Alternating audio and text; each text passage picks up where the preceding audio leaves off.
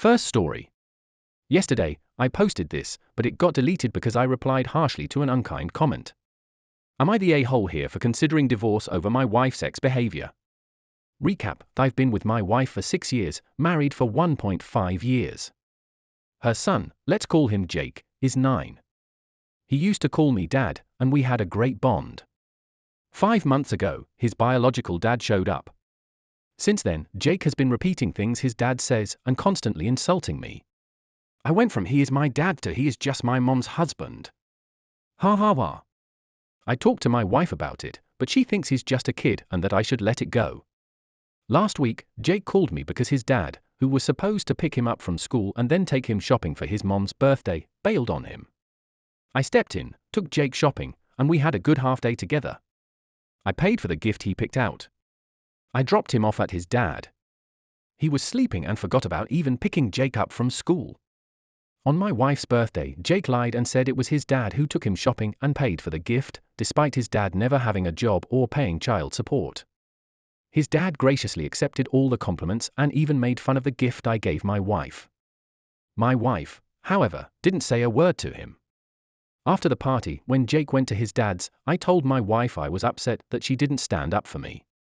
She rolled her eyes and said, "Why? Because he was more thoughtful than you?" I told her the truth about what happened, but she didn't believe me. I even showed her my credit card statement and phone logs proving that Jake called me on Tuesday. Frustrated, I left to stay with my brother because I can't be around someone who doesn't trust me. Here's the thing, my brother thinks I'm right. My mother-in-law has messaged me a million times, saying it's a misunderstanding and that I'm overreacting. My wife hasn't apologized. She came over yesterday and said she feels stuck because she doesn't want to make her son feel bad about his dad. She keeps saying, he's just a kid, and you should be the bigger person. When I asked if she was apologizing, she said no. She insisted it was just a misunderstanding and added that she's seen how much her ex has been trying. Then she said I was acting like a needy man baby. I told her that if she thinks so highly of her ex and doesn't see my efforts, she should leave because she clearly doesn't get my point. She doesn't seem to care about any of the effort I put in. Her response? That's exactly what I'm saying, you're acting like a needy baby who needs a reward. You need to man up if you love me. So now I'm torn. Should I start talking to a lawyer because there's no point in working on this? Or am I overreacting and should we try counseling? Comment A. Start detangling your life now. I feel bad for the kid, but not the a-hole. Comment B. While I understand her desire for there to be a bond between her son and her ex, I do not understand her total disrespect for you. She didn't believe you, called you a liar, refused to apologize, gaslight you, and then called you names. She's an a-hole. By the way, your stepson used you, lied about you and then embarrassed you. At that age, these are still a-hole moves. The ex is a piece of garbage a-hole. Unless you enjoy this level of disrespect from the three of them, you're going to have to leave. Not one of them will ever back down or treat you with respect if you become their punching bag. Not the a-hole. Comment C. You are not overreacting. Trust is the most important thing in a marriage. The kid, bio dad, and your wife all F you over. Her not believing you was the worst. Thank God you don't have a child with her. It's time to evaluate your life with this woman. Apparently, she is using you for financial support for her and the boy. You can't let them walk all over you or they will. Your life will become a living hell. Please stand up for yourself. When she said this to you, that's exactly what I'm saying, you're acting like a needy baby who needs a reward. You need to man up if you love me. She is playing you. Tell her it's time for her to go. Call her effing bluff. Send her and her boy away. She needs to know you won't be her whipping boy. She thinks she owns you already, get a lawyer and end this. Comment D. Not the a-hole. Your title is misleading as it's not about her ex's behavior, but about her enabling said behavior. I'm not sure why they divorced in the first place, but if I had to guess it wasn't a mutual decision and she never got over him. My advice is to bail now as you'll likely always be second choice to both her and her son. Comment E. So it's okay to treat you disrespectfully cause she loves you. Get out of this one-sided all about me relationship. How many names does she need to call you before you see the disrespect? Let her and her ex raise their child. You need to find someone who won't resort to immature name-calling as a partner. Plus, she's not doing her son any favors by not correcting his rude behavior. Next story. Am I the a-hole for not defending a girl I barely know after she was kicked out of the friend group for asking to be paid? I, 21 female, have a group of 6 friends. 2 months ago, a new girl, Jane, 22 female, was introduced to the group. For context, one thing our friend group does is trade services. For example, I'll do one of my friend's nails for free and she'll do my hair for free when I need it doing in the future. We generally try to keep the trades within the same price range. For example, if my hair costs £60, I'll trade doing nails for £60 to £70. Anything over £10 is usually paid on top of the free service. If my hair costs £60 and the nails are £100, my friend will pay me £40. To be clear, there is zero obligation to do these trades, and to my knowledge, no one has been pressured into one. It's all about favors and doing nice things for your friends. Anyways, Jane joins the group 2-ish months ago and immediately starts asking about my nails. At one point, she says she can't afford to get hers done right now, so I asked her if she wanted to do a trade. Jane makes her own shirts, clothing and accessories.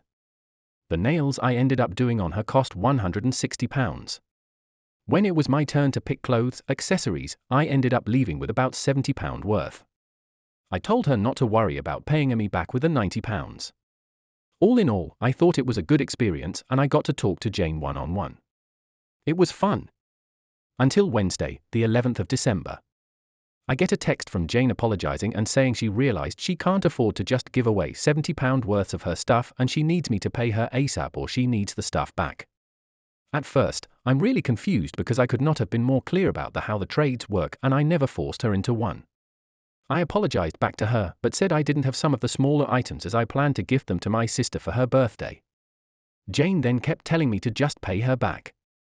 I said I would when I get paid from my job. The issue then became her texting. She went to our group chat to complain about me not paying her for the clothes she gave me. She ended up letting it slip it was a trade and everyone told her she can't back out of a deal weeks after it happened. She ended up taking to TikTok to complain about how I stole from her and am refusing to pay her back. In response, she was kicked out of the friend group. However, now the group is split. Half say I should have just paid her as she does seem to be genuinely struggling, while the other half say I am under no obligation to pay her due to the agreed terms of the trade. The first group think I'm kind of an asshole and Jane definitely thinks I am, so am I the a-hole? Edit, some people are questioning how my nails cost £160. I do custom sets that involve hours of art, construction, of charms, stamps, etc. Look up artsy nails on Pinterest. That's the stuff I do. Comment A. From what I understand, she provided you with 70 of goods and you provided her with a 160 nail set. So she owes you 70 if anything. Am I reading this post wrong? No, you read it right. Her logic though is that she realized she can't afford to not be paid for the £70 worth of stuff I took. So even though she technically owes me, I'm better off than her. If that makes any sense. If she struggles so much, she could just have gone with her nails not professionally made. Not the a-hole. Comment B. Not the a-hole. Tell her that when she pays you for her nails, you will then pay her for the products you got off her. Comment C. Not the a-hole. From the beginning you made the terms of the trade in your group clear. The girl agreed to it. It's not your responsibility to anticipate that she would regret it or manage her finances. In which case shouldn't you ask her for the money for the nails? You already let her off the hook for £90 worth of work. That's not stealing, that's you being kind. Instead of discussing her financial struggles in private like an adult or negotiating, she decided to take it to a group chat and her TikTok. That's manipulative. Your group works on mutual respect and trust for these trades. Her backtracking undermines that dynamic, which isn't fair. That said, the kindest thing to do would have been to return her things once you realized she was struggling, but you're not obligated to do it. She enjoyed the benefits of the trade and only tune when it was convenient for her. Your friend sliding with her probably feel bad for her, but that doesn't make you wrong in any way. The kicking out of the group was because of the public meltdown rather than the trade. She messed up by making a huge mess rather than addressing it the right way. You didn't steal, you followed the agreed terms, and the girl caused her own problems trying to rewrite the rules after the fact. Comment D. Not the a-hole. If she was genuinely struggling, then nails as a trade is the best effing option, or no nails. Duh, if she didn't want nails, then this isn't an issue, but she wanted them. She requested them. She agreed to the trade. She's greedy, and keep a list of these friends that think you should pay, and don't trade with them anymore. And these friends can pull their money and pay her if she is having such a hard time, because your transaction with her is finished, complete, finey, done. Comment E. If she's asking you to pay for the clothes, then charge her for the nails that she also couldn't afford. She knew how the trade-off works. She knew she couldn't afford to give away $70 worth of clothing, but she still continued to do it. She wasn't forced into this. She agreed to it. In order for you to pay her, tell her, I'd love to pay you for the clothes you have gave me, but in addition to this I'd like for you to give me the money you owe me for the nails. Next story. My parents had a kid before me, 17 male, and they gave her up for adoption because they were young, my age. They had an open adoption with her, and saw her sometimes, and when I was born they really pushed this idea that we were one family and she would live with us again, and she adored me. But the memories I have of her are way different. She stuck to her adoptive family and only claimed her adoptive sibling as siblings. She used to tell me she didn't want me to call her my sister, and she'd correct me if I called my parents our parents. She'd tell me her parents were the people raising her. It confused me because my parents would say something different, and I used to get a little anxious about seeing her because I felt like she didn't like me, and my parents said I was wrong, so it was confusing. It was 10 years ago that we last saw her. I forget if she was 16 or 17 by then, but she told her parents she didn't want contact anymore, and they told my parents the visits were going to end. My parents never got over it, and it hurt our relationship. They kept filling me with lies about her coming to live with us and loving us, and how she was still ours and she'd be back in our lives soon. They'd tell me I was wrong when I'd bring up how she didn't like seeing or and how she didn't like me. Even when we no longer saw her, they'd say I was wrong. I feel like my parents effed me up with that stuff when I was younger. And the thing is, they feel like our life should be focused around the child they gave up and the relationship we'll all have someday. I gave up asking why she didn't get in touch yet. She's got to be 27 now, and we still heard nothing from her. They don't want to accept it. And they hate when people think I'm an only child and I don't correct it. They told me I need to always talk about my sister and I should be doing everything to let her know I love and miss her. I'm with my boyfriend, 17 male, now, and he's great. His family is amazing too. They know I struggle with my parents. So his parents suggested inviting mine for dinner to see if they could maybe encourage my parents to focus on the kid they have instead of the one they don't have. But my parents talked all the time about the daughter they gave up, and they kept saying how I couldn't get married until she's back, and telling my boyfriend he should get ready to have a SIL if we stay together. My boyfriend's parents would try to change the subject, and my parents kept the topic of their daughter going. The breaking point for dinner was when they asked my boyfriend's parents about their daughter, and my boyfriend's parents didn't know the answer. I don't talk about her much. My parents told me if I'm serious about my boyfriend, they should know everything about their daughter so we can all be a family in the future, and they told me they were ashamed of me keeping her a secret and how I need to talk about her more.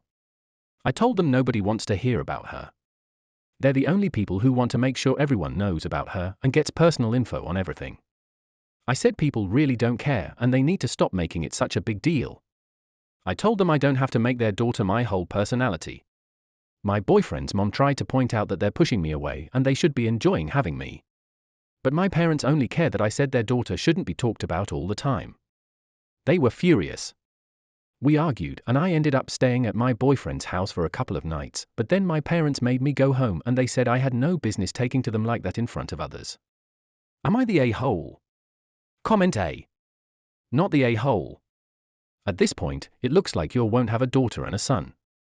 Not sure they care about losing their son.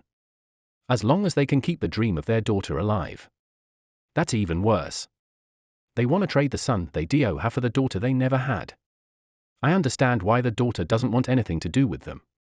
If I was the son, I would go no contact as soon as possible. I'm strongly considering it.